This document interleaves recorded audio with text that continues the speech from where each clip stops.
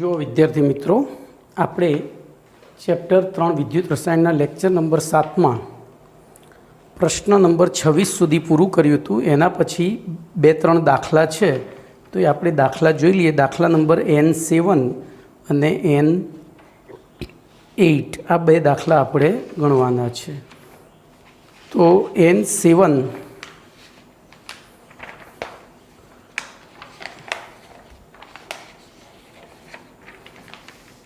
જોઈએ આપણે, એની રકમ છે મારી પાસે। તો સૌથી પહેલાં N7ની વાત કરીએ તો એમાં આપણને એવું કીધું છે 0.1 મોલર KClના દ્રાવણની વાહકતા। તો 0.1 મોલર KClના દ્રાવણની વાહકતા બરાબર આપણને કીધી છે 1.29 સાયમન્સ પ્રતિ મીટર છે। પછી 0.1 મોલર KCl ભરેલા, KClનું દ્રાવણ ભરેલા એક વાહકતા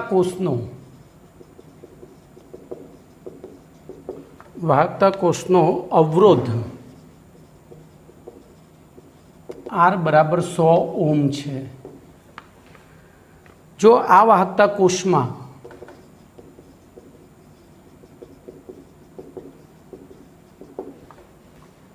.02 મોલર KClનું દ્રાવણ ભરવામાં આવે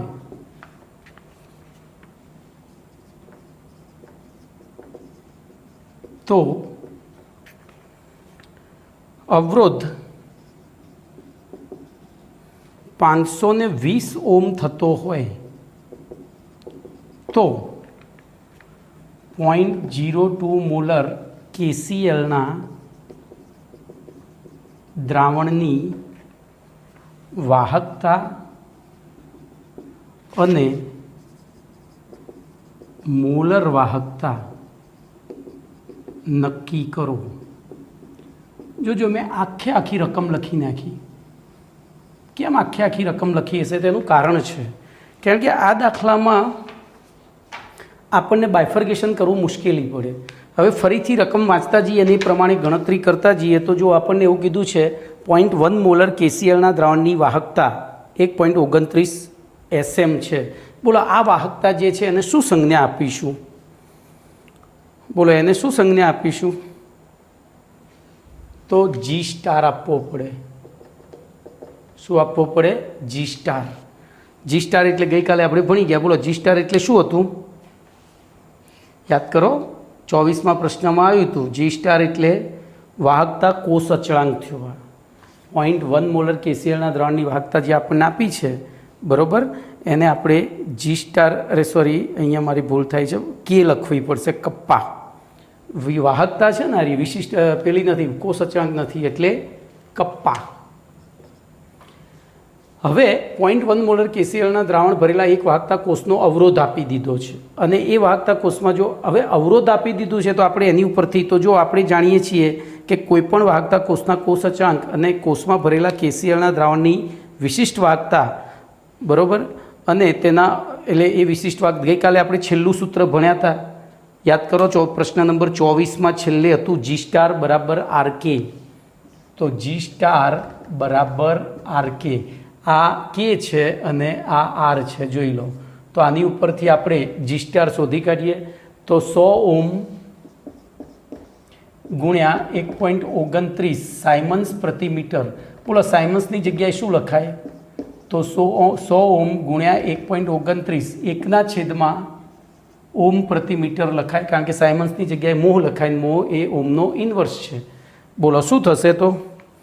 તો G સ્ટારનું મૂલ્ય આપણે 100 વડે ગુણી દઈએ એટલે 129 મીટર ઇન્વર્સ થયું। આ આપણો આન્સર 1 થયો। ચલો, G સ્ટાર એટલે શું થયો? વાહકતા કોષ અચળાંક થયો। G સ્ટાર એટલે શું થયું? વાહકતા કોષ અચળાંક થયો। હવે આપણને એવું કીધું છે કે જો આ વાહકતા કોષમાં 0.2 મોલર KClનું દ્રાવણ ભરવામાં આવે, 2 મોલર KClનું દ્રાવણ ભરવામાં આવે તો બોલો શું થશે? તો અહીંથી 0.02 મોલર KClના દ્રાવણ માટે બોલો શું કરીશું એના દ્રાવણ માટે? તો કોષ અચળાંક જી સ્ટાર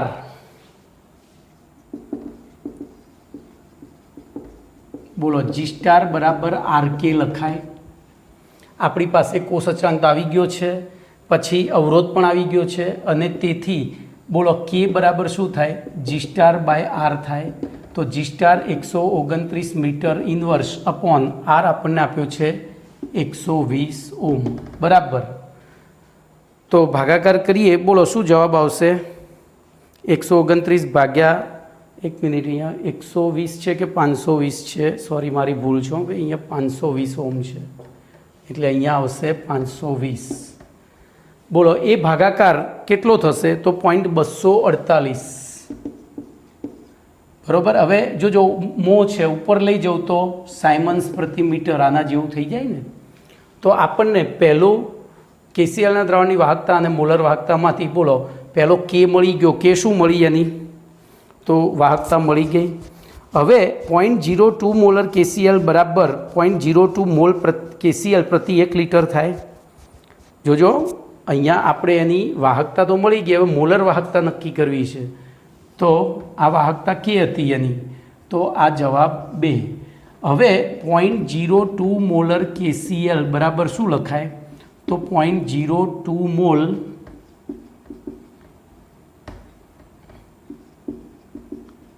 કેસીએલ પ્રતિ 1 લીટર દ્રાવણ થાય.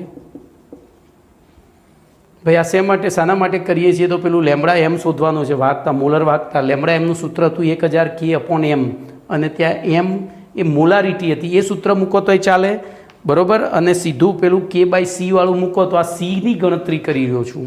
આપણે બે રીતે ગણીએ, પહેલાં કે બાય એમ વડે, તો સીધું જો આ પહેલાં કે બાય સી વડે ગણીએ.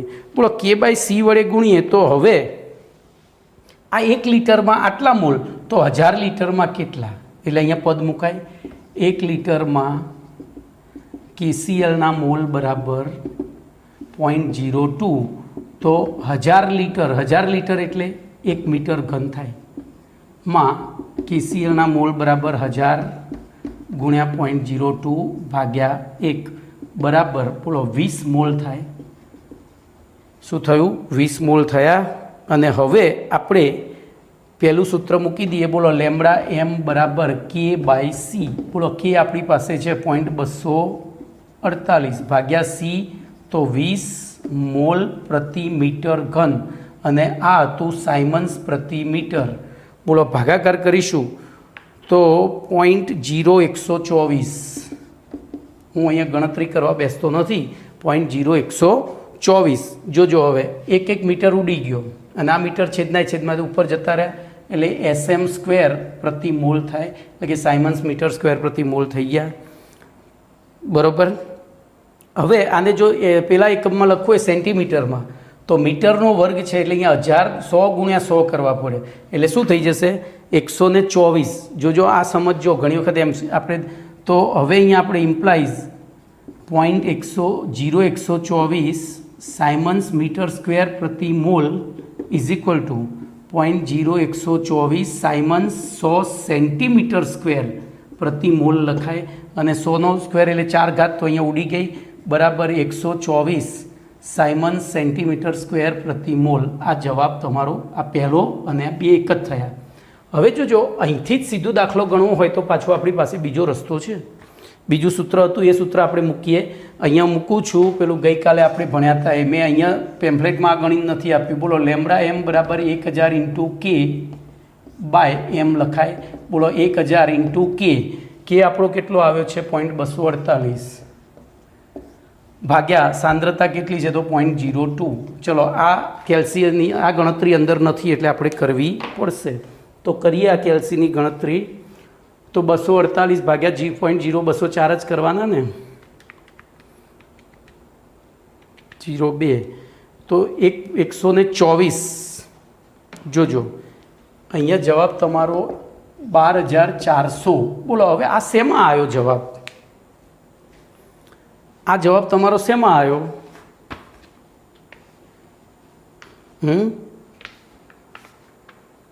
તો મોલ પર લીટર એકમમાં આવે અને લીટરને પછી સેન્ટીમીટરમાં ફેરવવા એટલે પાછા કેટલા થાય 1000 સેન્ટીમીટર ઘન થાય એટલે 1000 વડે ભાગી નાખો તો 124 આ જવાબ આવી જાય બરાબર. એક મીંડું ઓછું થશે. હજુ 1 મિનિટ હું મારી ભૂલ નથી ને જોઈ લો. 1000 ગુણ્યા 0.248 ભાગ્યા 0.02 બરાબર છે. એ જવાબ એ રીતે પણ આવે પણ આપણે આ રીતે ગણીએ છીએ. ઓકે ચલો એના પછી દાખલા નંબર 8.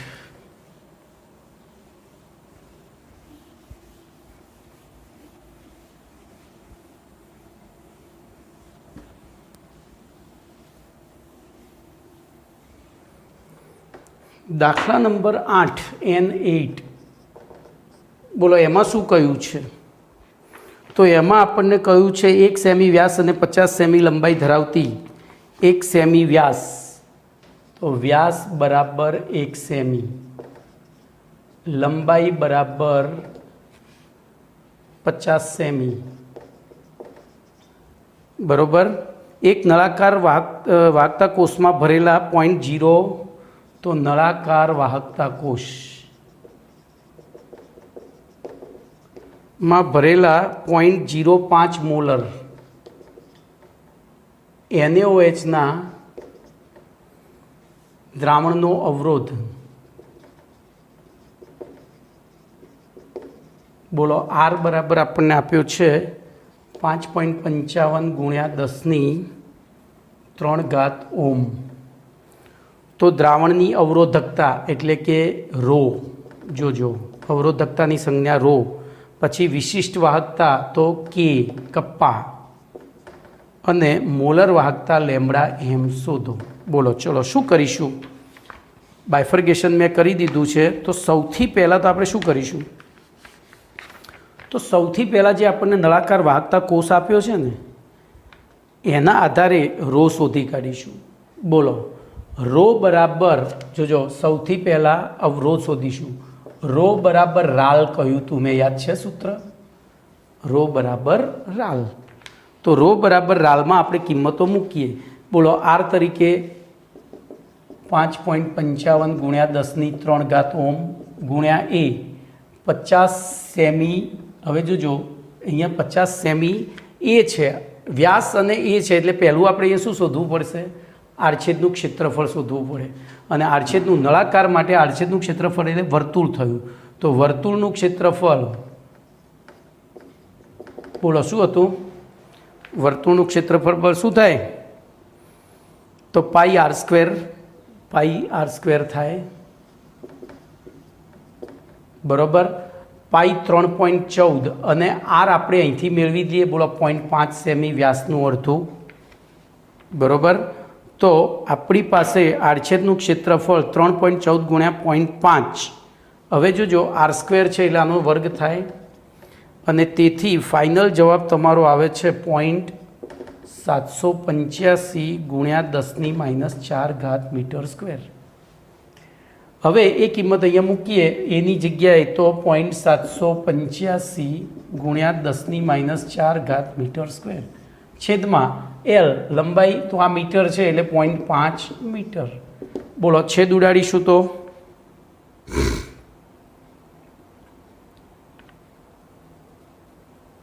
બોલો તો આપણે સીજીએસમાં અંદર મેં સીજીએસમાં ગણીને આપ્યું છે એટલે જોજો અહીંયા મીટર આ કાઢી નાખો એટલે સેન્ટીમીટર સ્ક્વેર થઈ જાય. આ શું થઈ જાય? Centimetre square. આ કાઢી નાખો 10ની, કારણ કે મીટરને 10⁴ વડે ગુણી દીધા એટલે સેન્ટીમીટર સ્ક્વેર થઈ ગયા. અહીંયા 50 સેમી કરી દઈએ. ભાઈ હું એટલા માટે અત્યારે કેલ્સી ના ઉપાડવું પડે એટલે આ રીતે ગણું છું. સીધો જોયેલો દાખલો કિંમતો જ જોવાની છે ગુણાકાર. તો તમારો જવાબ અહીંયા આવ્યો 87.135 ઓમ ઇન્ટુ સેન્ટીમીટર. 1 સેન્ટીમીટર ગયો ઓમ ઇન્ટુ સેન્ટીમીટર. બોલો આને જવાબ 1 કહેવાય. હવે આપણે શોધવો છે કે. બોલો કે શોધવા માટે મેં તમને સૂત્ર આપ્યું હતું ગઈકાલ, જી બરાબર કે ઇન્ટુ A/L. બોલો આપણી પાસે જી નથી પણ જી શોધી શકાય આર ઉપરથી. તો આની ઉપરથી હું કેને સૂત્રનો કરતા કરું તો કે બરાબર બોલો શું થશે? તો તો GL/A ગલા, GL/A, અને તેના ઉપરથી બોલો જીની જગ્યાએ હું 1/r મૂકી દઉં તો K બરાબર L/RE. તો આપણે પહેલો K શોધી કાઢીએ. તો બોલો L આપણી પાસે છે 50 સેમી, છેદમાં અવરોધ છે 5.55 ગુણ્યા 10⁻³ ઓહ્મ, અને આડછેદનું ક્ષેત્રફળ છે, એટલે કે જો કે આનું વ્યસ્ત કરી દઈએ તો G મળી જાત. બરાબર, અહીંયા શોર્ટમાં પતાવવું હોય તો પતી જાત. જોજો આપણે, કારણ કે અવરોધકતાનું વ્યસ્ત શું થાય? વાહકતા. તો K બરાબર 1/ρ થાય. K બરાબર શું થાય? 1/ρ. તો આપણે કિંમતો મૂકી દઈએ. 1/87.135 ઓહ્મ ઇન્ટુ સેન્ટીમીટર, અને સીધો જ તમારો જવાબ 1. અહીંયા સેન્ટીમીટરમાં લીધું છે ને, એટલે જવાબ તમારો 10⁴ જતી રહેશે. ભાઈ અહીંયા મેં જુદા જુદા એકમમાં ગણ્યું. ચલો ને આપણે અહીંયા સીધું જ ગણીએ, અંદર ગણતરી જોવી નથી. તો 1/87.135 બરાબર 0.11476. બોલો આ ઓમનું શું થઈ જાય? મો થઈ જાય, પ્રતિ સેમી થાય. બરાબર, તો 114.76 ગુણ્યા 10⁻⁴ આપણે આ રીતે લખવું હોય તો મો પ્રતિ સેમી. આ રીતનો જવાબ થાય. બરાબર, હવે એમાં તમે મીટરમાં ફેરવો હોય તો પાછું 1000 વડે 100 વડે ભાગો એટલે 2 પોઈન્ટ અહીંયા આવી જાય. બરાબર, છેદમાં 100 ઉપર જતા રહે ને, એટલે 1.1476 ગુણ્યા 10⁻⁴ મો પ્રતિ મીટર. બરાબર,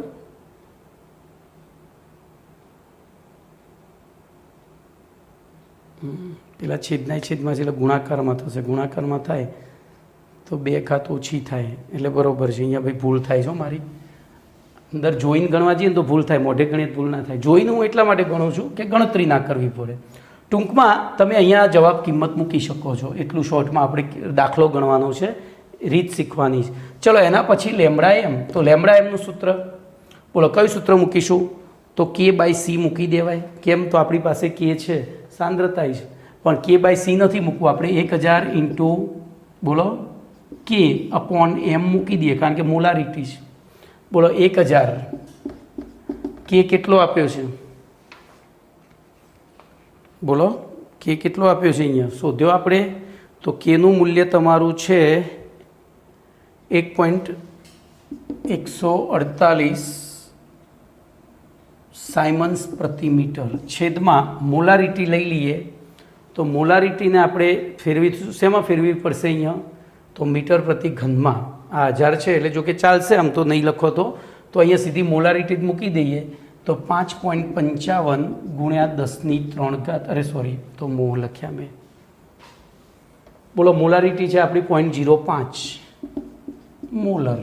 બરાબર, તો હવે સીધો જ છેદ ઉડાડો તમે આનો. બોલો જવાબ કેટલો આવે છે? આપણે છેદ ઉડાડીએ જ.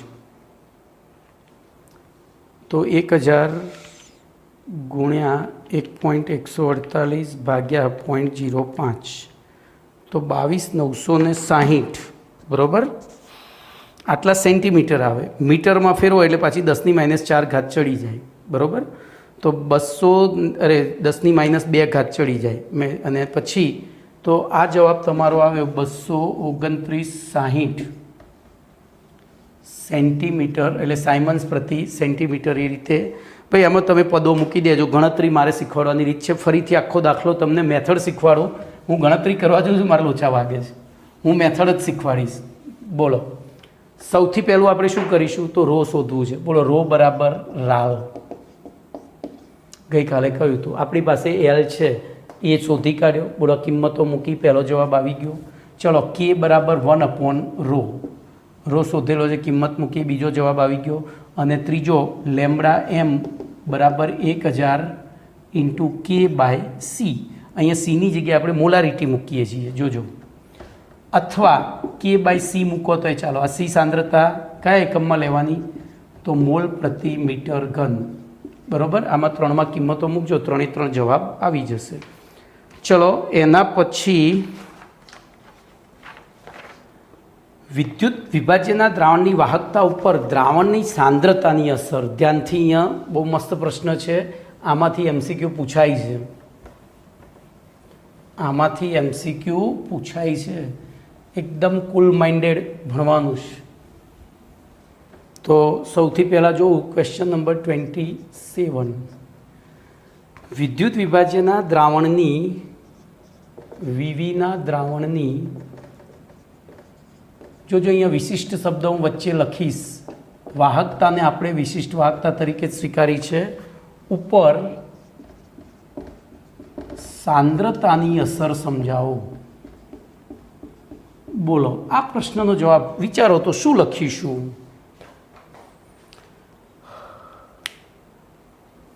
તો પહેલી સાંદ્રતાની અસર વિદ્યુત વિભાજ્યના દ્રાવણની. તો આપણે ઊંધું વિચારીએ. બોલો સાંદ્રતા વધે તો શું થાય, ઘટે તો શું થાય?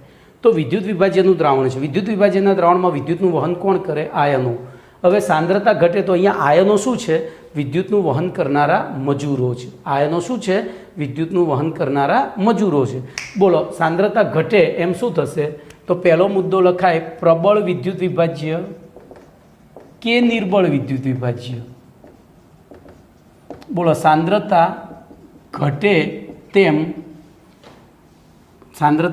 તેમ દ્રાવણની વાહકતા ઘટે છે. આ ખાસ યાદ રાખજો, કારણ કે અહીંયા વિદ્યુતનું વહન કરે છે આયનો, અને આયનોનો જથ્થો જેમ ઘટતો જશે એમ શું થશે? તો વાહકતા ઘટે છે.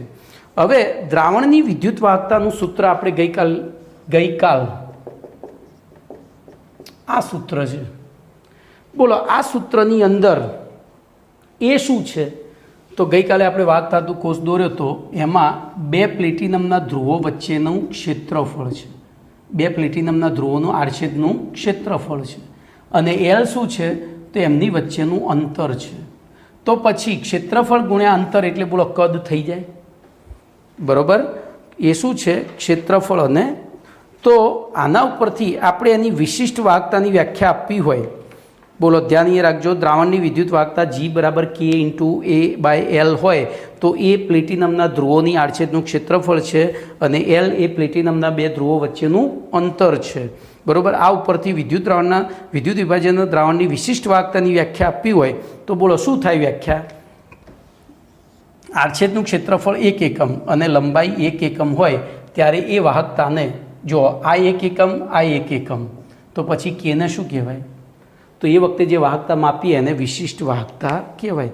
તો બોલો બીજા મુદ્દામાં આપણે ગઈકાલ ઉપરથી શેની વ્યાખ્યા આપીશું? બીજા મુદ્દામાં ગઈકાલ ઉપરથી વ્યાખ્યા આપીશું વિશિષ્ટ વાહકતાની, કેની. આ શેની વ્યાખ્યા આપી હતી? આ આપણે જીનું વાહકતા જીની વાત કરી હતી.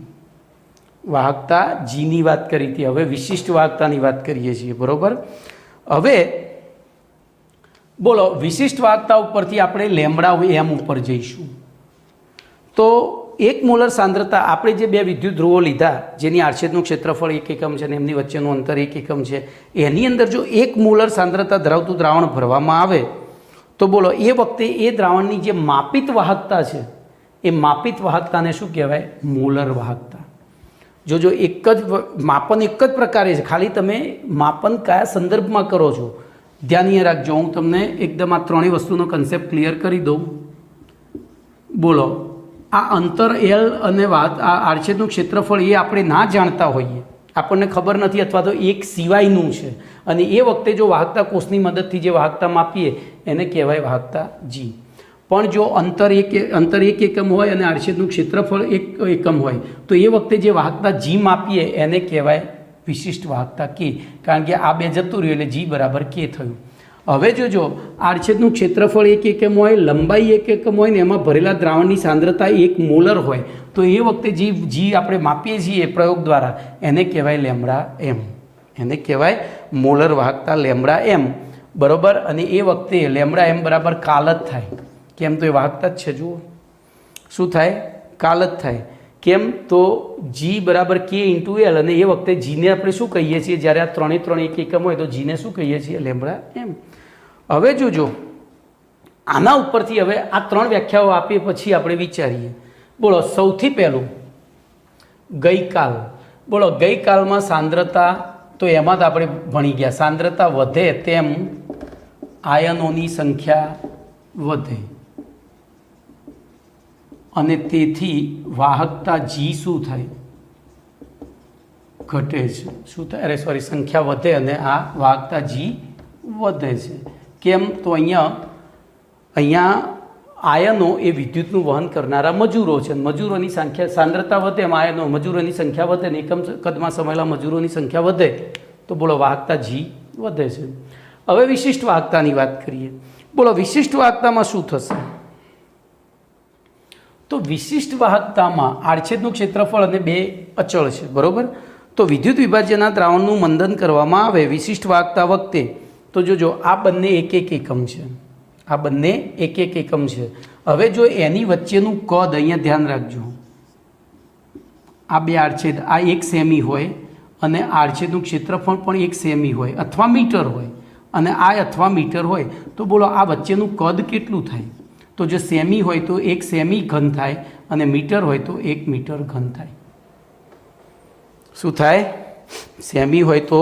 અને એવી પરિસ્થિતિમાં આપણે ધ્યાન રાખજો, આ એક કોમ્પ્લિકેટેડ સૂત્ર છે, એક કોમ્પ્લિકેટેડ સૂત્ર છે જે તમને કન્ફ્યુઝ કરી નાખશે.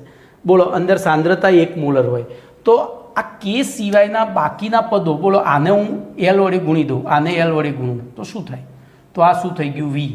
અને આ એ, પણ એ આડછેદનું ક્ષેત્રફળ એકમ છે એટલે આપણે છેદને અવગણ્યો તો બોલો અહીંયા લેમડા એમ બરાબર શું થયું? કેવી. લેમડા એમ બરાબર શું થયું? કેવી. આ વસ્તુ સમજો, બહુ વિચિત્ર છે, ફરીથી સમજો. બોલો લેમડા એમ બરાબર શું હતું? કાલ હતું. ગઈકાલની જગ્યાએ આપણે જો આડછેદનું ક્ષેત્રફળ 1 એકમ, તેમની વચ્ચેનું અંતર 1 એકમ અને તેમાં ભરેલા દ્રાવણની સાંદ્રતા 1 મોલર હોય ત્યારે જીને લેમડા એમ કહેવાય. તો જીનું જ સૂત્ર એ વખતે આપણે અહીંયા લગાડી શકીએ. હવે જોજો, આ 1 એકમ છે, પછી આ પણ 1 એકમ છે અને સાંદ્રતા 1 એકમ છે. તો જો આ 1 એકમ હોય તો એની વચ્ચેનું જે કદ આવ્યું એ કદ 1 મીટર ઘન અથવા તો 1 લીટર ઘન અથવા તો 1 સેન્ટીમીટર ઘન થાય અને એ વખતે આપણે વીને 1 જ લઈએ.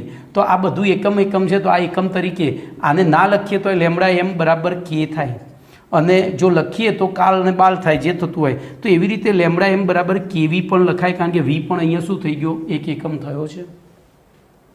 તો આની ઉપરથી આપણને મળ્યું લેમડા એમ બરાબર કેવી. આની ઉપરથી આપણને શું મળ્યું? લેમડા એમ બરાબર કેવી. તો બોલો હવે લેમડા એમ બરાબર કેવી જે મળ્યું એ વી શું છે? દ્રાવણનું કદ છે. જોજો, અને દ્રાવણનું કદ વધે તો શું થાય? સાંદ્રતા ઘટે. ધ્યાનથી સમજો.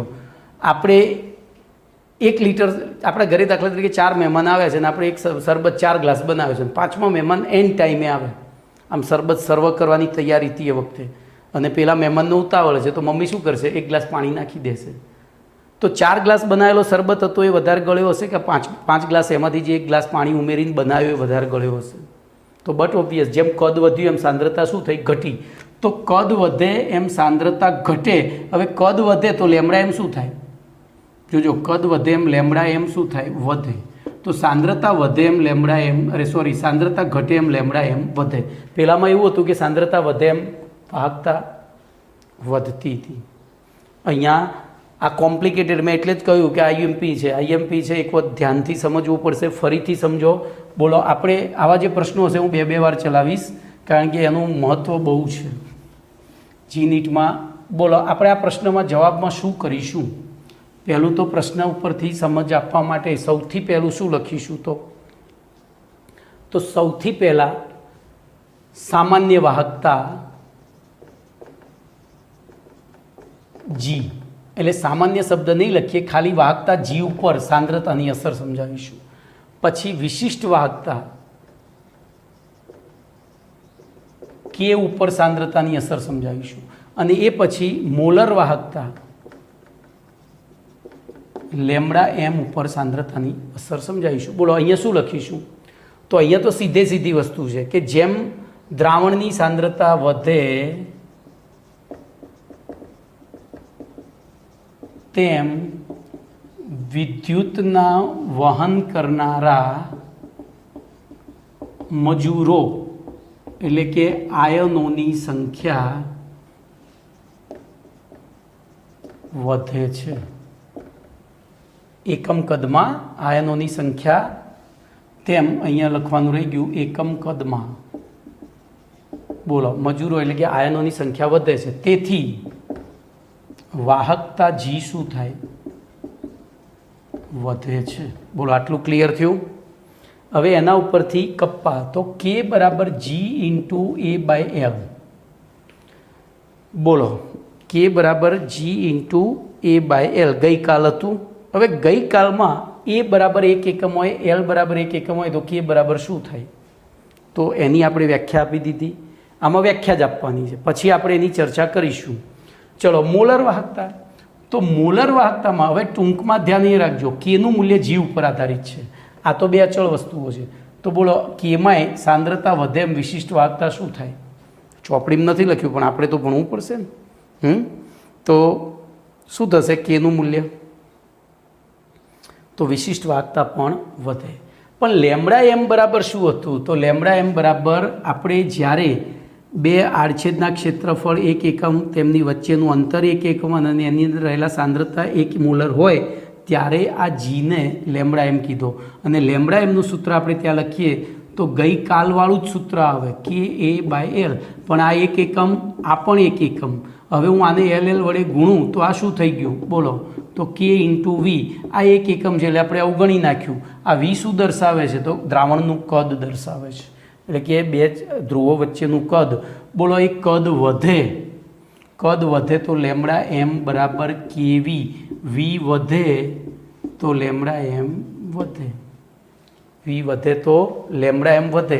પણ વી વધે, જોજો સાંદ્રતા બરાબર શું હતું? સી બરાબર એન બાય વી, મોલ સંખ્યા પ્રતિકદ. તો બોલો સી આ વધે, વી વધે તો તેથી વી વધે તેમ સાંદ્રતા ઘટે. એટલે આપણે તો સાંદ્રતા ઉપર જવું છે ને. તો બોલો હવે સાંદ્રતા ઘટે એમ વી વધે એમ લેમડા એમ વધે. તો આનાથી કોન્ટ્રાવર્સિયલ સેન્ટેન્સ થાય છે. બરાબર? તો ટૂંકમાં વિદ્યુત વિભાજનનું હવે જોજો અહીંયા અનંત મંદન કરીએ. અનંત મંદન જોજો, આપણે મંદન કરવા માટે શું કરવું પડે? એમાં પાણી ઉમેરવું પડે, એટલે કે દ્રાવક ઉમેરવું પડે. જેમ જેમ દ્રાવક ઉમેરતા જઈશું એમ કદ શું થતું છે? વધતું જશે. સાંદ્રતા શું થશે? ઘટતી જશે. અને લેમડા એમ વધતો જશે. તો અનંત મંદને આપણને લેમડા એમનું મૂલ્ય ખૂબ જ સૌથી વધારે મળે. બરાબર? આમ વિદ્યુત વિભાજનના દ્રાવણનું મંદન કરવામાં આવે ત્યારે દ્રાવણની સાંદ્રતા લગભગ 0 થાય. અનંત મંદને એટલે કે સાંદ્રતા કેવી થવા આવી? 0. તો એ વખતે લેમડા એમનું મૂલ્ય મહત્તમ મળે. કેવું મળે? તો આ મહત્તમ મૂલ્યને જે તે વિદ્યુત વાહકની અનંત મંદને મોલર વાહકતા અથવા સીમિત મોલર વાહકતા, બરાબર, એ રીતે ઓળખવામાં આવે છે. તો આખો પ્રશ્નમાં તમારે ખાલી 4 મુદ્દા છે. પહેલાં સામાન્ય વાહકતા ઉપર વિદ્યુત સાંદ્રતાની અસર સમજાવવાની, પછી વિશિષ્ટ વાહકતા. તો વિશિષ્ટ વાહકતા બરાબર ગઈકાલ છે એટલે કે કેનું મૂલ્ય જી ઉપર જ આધારિત છે. અને જી ઉપર આધારિત હોય તો આપણે શું કરીશું? બરાબર, સોરી મેં અહીંયા ભૂલ કરી છે. ગઈકાલ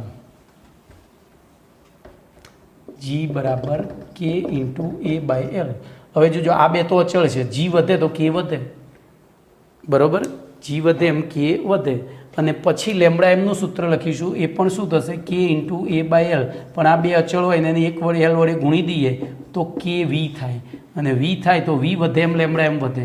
પણ વી વધે એમ શું થાય? સાંદ્રતા સી પ્રમાણે સાંદ્રતા ઘટે. અને સાંદ્રતા ઘટે એમ લેમડા એમ વધે. થોડું પેમ્ફલેટમાં ધ્યાનથી જોશો એટલે ખબર પડી જશે. અઘરું નથી પણ બધું યાદ રાખવાનું છે. કયા મુદ્દા પછી કયો મુદ્દો લખવાનો છે. તો બોલો ટૂંકમાં અહીંયા તમને એક MCQ મળે છે. સાંદ્રતા વધે એમ કયા પ્રકારની વાહકતાનું મૂલ્ય ઘટે છે? બોલો તો મોલર વાહકતા.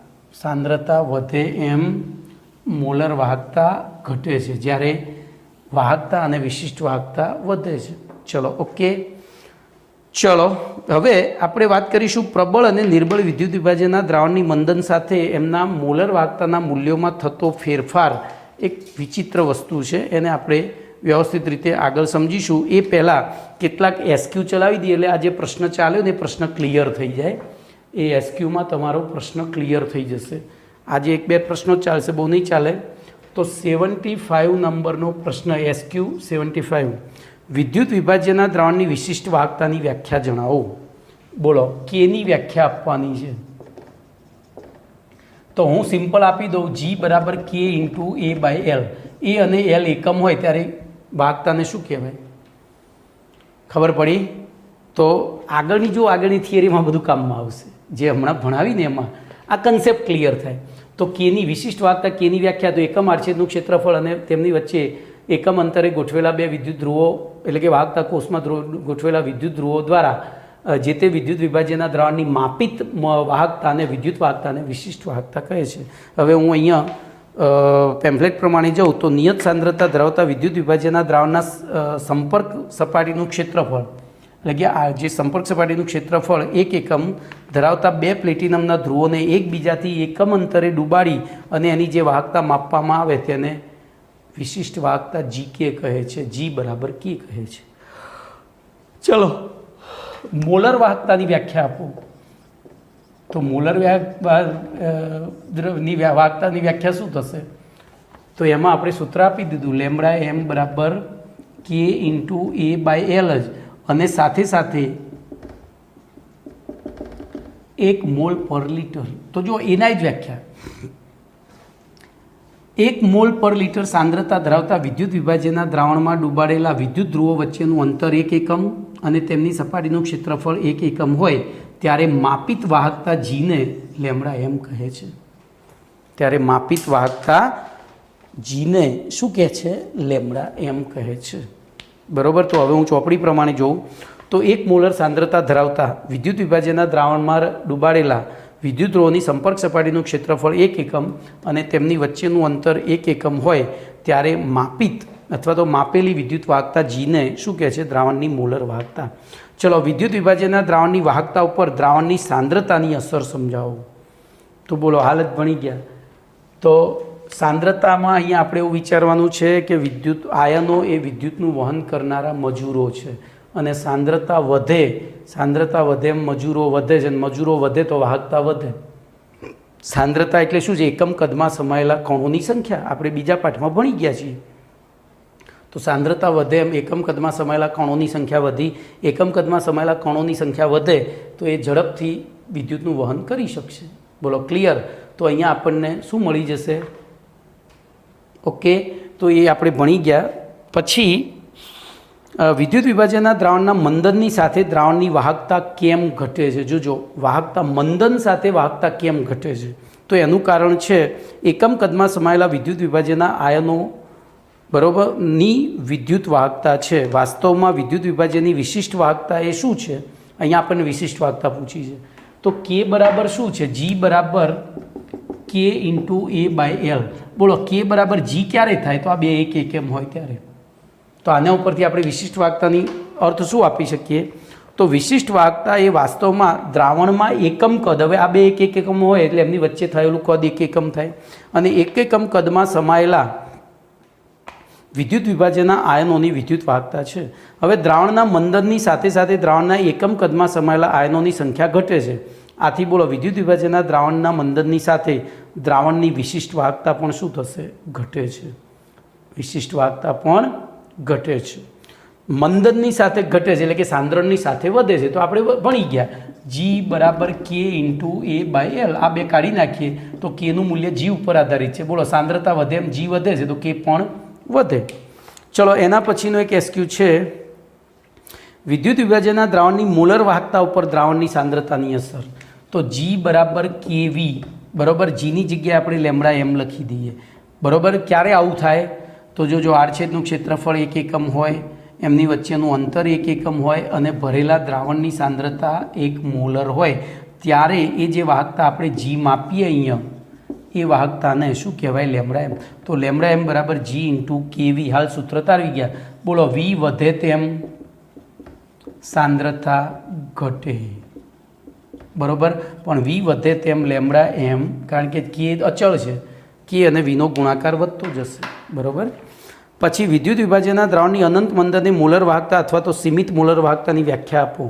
તો કોઈપણ વિદ્યુત વિભાજ્યનું અનંત મંદન કરવામાં આવે, આપણે એની અંદર પાણી ઉમેરતા જઈએ. બોલો એની મોલર વાહકતા તો સાંદ્રતા શું થશે? ધીરે ધીરે ઘટતી જશે. સાંદ્રતા ધીરે ધીરે શું થશે? ઘટતી જશે. એટલે કે કદ વધતું જાય છે તો લેમડા એમ શું થાય? વધતું જાય. પણ સાંદ્રતા લગભગ શૂન્ય ના થાય, પણ લગભગ શૂન્ય થવા આવે ત્યારે એ વખતે જે આપણને લેમડા એમનું મૂલ્ય અથવા તો વાહકતાનું મૂલ્ય જે મળ્યું એને લેમડા 0 એમ અથવા તો સીમિત મોલર વાહકતા કહે છે. શું કહે છે? સીમિત મોલર વાહકતા. ઓકે, તો આ બધા નાના નાના એસક્યુ થયા હતા. હવે એક પ્રશ્ન કદાચ જોઉં કેટલો ટાઈમ થયો છે. એક પ્રશ્ન ચાલી જશે.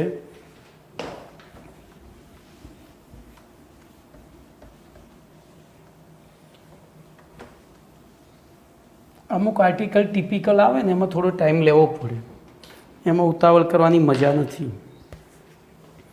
તો પ્રશ્ન નંબર 28. પ્રશ્ન આવો છે: પ્રબળ વિદ્યુત વિભાજ્યના દ્રાવણની સીમિત મોલર વાહકતા નું માપન સમજાવો. તમે જો થોડી બુદ્ધિ દોડાવો તો આખો પ્રશ્ન એમનેમ આવડી જાય. આખો પ્રશ્ન એમનેમ આવડી જાય. આપણે સૂત્ર લખવું જ નથી, સૂત્ર વગર અંદર સૂત્ર આપ્યું છે, આપણે સૂત્ર વગર વિચારીએ. બોલો, હું એક પાત્રમાં NaClનું દ્રાવણ લઉં છું. મારે શું શોધવી છે? સીમિત મોલર વાહકતા. એટલે કે આનું શું કરવું પડે? મંદન. હું મંદન કરતો જાઉં એની સાથે સાથે શું થતું જાય? યાદ કરો, હાલ આપણે ભણી ગયા લેમડા એમ બરાબર કેવી. બોલો, મંદન કરવું એમ કદ વધે. કદ વધે એમ બે વસ્તુ, સાંદ્રતા ઘટે. કારણ કે આપણે મંદન એટલે કે પાણી ઉમેરીએ છીએ, NaCl નહીં. અને કદ V વધે એમ લેમડા એમ વધે છે. બોલો, ક્લિયર? તો આપણે એને મંદ કરતા જઈએ તો એમાં હવે ઊંધું કરીએ. બોલો, સાંદ્ર કરીએ તો શું થાય? તો ધ્યાન રાખજો, આપણે અહીંયા લેમડા એમ વિરુદ્ધ સાંદ્રતાનો આલેખ જોજો. હું થિયરી મારી રીતે ચલાવું છું, તમને લાઈફ ટાઈમ યાદ રહે એ માટે. બોલો, અહીંયા શરૂઆતમાં સાંદ્રતા કેવી હશે? આપણે પ્રયોગ કર્યો છે એટલે મહત્તમ હશે. અને એ વખતે ધારો કે એની મોલર વાહકતા આટલી છે. હવે મેં પાણી નાખી અને મંદન ચાલુ કર્યું. બોલો, પાણી નાખીને મંદન ચાલુ કર્યું એટલે શું થયું? સાંદ્રતા ઘટતી ગઈ, સાંદ્રતા પાછી આવી, સાથે સાથે લેમડા એમ વધતો ગયો. તો આલેખ કેવો મળશે? આમ જશે. જોજો, સાંદ્રતા ઘટી અને લેમડા એમ વધ્યો એટલે કે આલેખ સીધી રેખા મળશે. આપણે મંદતા ઘટતા છેક 0 પહોંચ્યા, એટલે કે 0 તો ના પહોંચાય પણ લિમિટ ટેન્ડ્સ ટુ 0 થયું તો એ વખતે આપણને આલેખ આટલે સુધી જ મળશે, આ સીધી રેખા. પછી એને ફૂટપટ્ટીની મદદથી લંબાવવો પડશે, કારણ કે ગમે એટલું પાણી ઉમેરો 100% 0 સાંદ્રતા થાય નહીં. અને એને ફૂટપટ્ટીની મદદથી લંબાવો તો આ જે મૂલ્ય મળ્યું એને લેમડા 0 એમ કહેવાય. તો એના માપનની રીત થઈ, એકદમ સિમ્પલ ભાષામાં શીખવાડી. હવે આપણે ચોપડી પ્રમાણે જઈએ. આ કન્સેપ્ટ ક્લિયર કર્યો. હવે ચોપડી પ્રમાણે જઈએ તો પ્રબળ વિદ્યુત વિભાજનના દ્રાવણનું મંદન કરવામાં આવે ત્યારે તેની મોલર વાહકતા ધીમે ધીમે શું થાય છે? વધે છે. આથી પ્રબળ વિદ્યુત વિભાજનના દ્રાવણની સાંદ્રતા અને મોલર વાહકતા વચ્ચેનો સંબંધ દર્શાવતું સૂત્ર. હવે જોજો, એ સૂત્ર આપણે ના ગોખવું હોય તો બનાવી શકાય. આની ઉપરથી બનાવી શકાય. બોલો, આ કેવો આલેખ મળ્યો? સીધી રેખા. અને સીધી રેખાનું સૂત્ર y બરાબર mx પ્લસ c હોય. y બરાબર શું હોય? mx પ્લસ c હોય. બરાબર? તો બોલો, yની જગ્યાએ આપણે લેમડા એમ મૂકીએ, એક્સની જગ્યાએ એમના એમ રાખીને એક્સની જગ્યાએ સાંદ્રતા મૂકીએ, વત્તા સી તો આંતરછેદ લેમડા 0 એમ મૂકવું. ખબર પડી? તો હવે ધ્યાન રાખજો, આ ઢાળ કેવો મળ્યો? ચડતો કે ઉતરતો? તો ઉતરતો, એટલે આગળ માઇનસ મૂકવું પડે. તો આના ઉપરથી જ આપણે સૂત્ર બનાવી શકીએ. લેમડા એમ બરાબર લેમડા 0 એમ માઇનસ હાફ. જોજો અહીંયા, સોરી મારી ભૂલ થઈ, અચળાંક એ લેવાનું, એમની જગ્યાએ એ લેવાનું. AC⁻², AC⁻². એટલે જો આ સૂત્ર લોકો ગોખે છે, આપણે સમજ્યા. કારણ કે સાંદ્રતા ઘટી, વાહકતા વધી, તો આલેખ આપણને આવે સીધી રેખા મળી. સીધી રેખાનું સૂત્ર છે y બરાબર mx પ્લસ c. અહીંયા yને સમતુલ્ય y અક્ષ ઉપર લેમડા એમ છે, x ઉપર સાંદ્રતા c છે. હવે જો ઉતરતો આલેખ કહેવાય. ઉતરતો આલેખ હોય તો ઢાળ એમ ઋણ ગણાય, એટલે આ માઇનસ. અને c એટલે જ્યાં આંતરછેદ મળતો હોય ત્યાં. તો બોલો, લેમડા એમ બરાબર લેમડા 0 એમ. પછી આને પાછળ લઈ લીધું, માઇનસ છે એટલે એમની જગ્યાએ એ લખ્યો અને સાંદ્રતાની સંજ્ઞા એના. હવે જો એ પ્રાયોગિક પરિણામ છે, એ 1/2 કેવી રીતે આ પ્રાયોગિક રીતે નક્કી થયું છે, આપણે સૈદ્ધાંતિક રીતે નક્કી કરી શકીએ નહીં. તો જ્યાં લેમડા એમ એટલે જે તે દ્રાવણની મોલર વાહકતા, લેમડા 0 એમ એટલે એની સીમિત મોલર વાહકતા, સી એની સાંદ્રતા મોલ પ્રતિ લીટરમાં અને એ અચળાંક છે. હવે આખી થિયરી ઊંધી કરવાની કે આ આલેખ y બરાબર mx + c પ્રકારનો છે અને તેના ઉપરથી આપણે y વિરુદ્ધ xનો આલેખ દોરતા તે આલેખ આકૃતિમાં દર્શાવ્યા પ્રમાણે ઉતરતી સીધી રેખા મળે છે અને આ આલેખનો y અક્ષર સાથેનો આંતરછેદ એ લેમડા 0 m જેટલો હોય છે અને ઢાળ, બોલો ઢાળ કેટલો હોય તો આંતરછેદ સગુણક m એટલે કે a જેટલો, -a જેટલો હોય છે. હવે આના ઉપરથી આપણે આગળ સમજાવવાનું કે અહીંયા પ્રબળ વિદ્યુત વિભાજ્યની મોલર વાહકતા લેમડા એનું મૂલ્ય વાહકતા અચળાંક એનું મૂલ્ય પ્રબળ વિદ્યુત વિભાજનના વિયોજન દ્વારા દ્રાવણમાં મુક્ત થતા ધનાયન અને ઋણાયનોના વીજભાર ઉપર આધારિત હોય છે. જોજો આ એમસીક્યુ મળે છે. આ એનું મૂલ્ય શેની ઉપર આધારિત હોય છે? દાખલા તરીકે NaCl લીધા તો Na+ અને Cl- તો આ બે વીજભાર ઉપર MgCl2 લઈએ તો Mg+2 અને 2Cl- એટલે જોજો NaCl અને MgCl2 માટે આ એનું મૂલ્ય સમાન નહીં હોય, પણ NaCl અને KCl માટે સરખું હશે કારણ કે બંનેમાં વીજભાર 1 એકમ છે, બરાબર. તો MgCl2 સાથે એનું મૂલ્ય કોનું સમાન હશે? તો MgCl2 સાથે CaCl2નું સમાન હોઈ શકે. તો અહીંયા એક MCQ મળે છે અને એના ઉપરથી વિવિધ વિદ્યુત વિભાજ્યના પ્રકાર પાડવામાં આવ્યા છે, 1:1 અને 1:2 અથવા તો 2:1 પ્રકારે. તો NaCl અને KCl 1:1 પ્રકારના વિદ્યુત વિભાજ્યો છે, જ્યારે MgSO4 એ 2:1 પ્રકારના છે અને MgCl2 અને MgSO4 એ 2:2. કઈ રીતે? તો ધ્યાન અહીંયા રાખો. બોલો NaCl KCl, MgCl2 CaCl2, MgSO4 CaCO3. બોલો આમાં ધનાયન ઋણાયનનો વીજભાર કેટલો છે? +1 -1. આમાં +2 -1 છે અને આમાં +2 છે. તો આમને 1:1 પ્રમાણ ગણાય, આને 2:1 પ્રમાણ ગણાય અને આને 2:2 પ્રમાણ ગણાય છે. કયા પ્રમાણમાં ગણાય છે? 2:2. તો અહીંયાથી આવા MCQ. હવે જોજો જે આ એક MCQ મળે કે ભાઈ NaCl માટે સીમિત મોલર વાહકતાના અચળાંક એનું મૂલ્ય નીચેના પૈકી કોને સમાન હશે? તો તમને 3 ઓપ્શન આપ્યા, 1, 2, 3 અને ચોથો આપેલ બધા જ. તો NaCl માટે KClને સમાન, એના વીજભાર સરખા હોવા જોઈએ, બીજું કંઈ નહીં. એના MgCl2 માટે CaCl2 સમાન અને MgSO4 માટે CaCO3 સમાન હોય. હવે ધ્યાન રાખજો, અહીં એક મેં MCQ બનાવ્યો છે કે વિદ્યુત વિભાજનની મોલર વાહકતાના અચળાંક લેમડા એમના અચળાંક એના આધારે K4 Fe6 એ ખાલી જગ્યા પ્રકારનો વિદ્યુત વિભાજ્ય છે. બોલો કયા પ્રકારનો થશે? તો કેનો વીજભાર +1 છે, એની સંખ્યા 4 છે. આપણે વીજભાર જ ધ્યાનમાં લેવાનો, જ્યારે આનો આખાનો તો -4 એટલે 1:4 પ્રકારનો વિદ્યુત વિભાજ્ય છે. ઓકે, તો લગભગ 48-49 મિનિટ થઈ છે. બીજું 29મો પ્રશ્ન કાલે લઈ લઈશું. ઓકે.